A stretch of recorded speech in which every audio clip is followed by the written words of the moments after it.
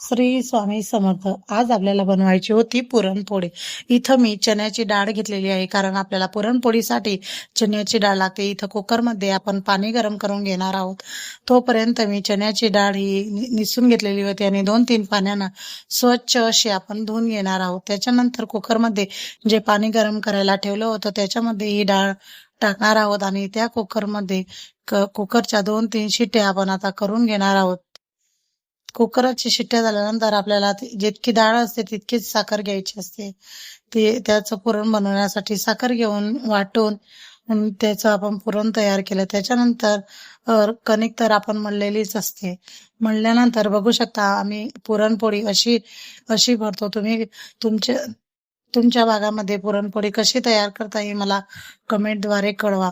कारण आम्ही कणिकचा एक गोळा घेऊन त्याच्यामध्येच पुरण भरतो.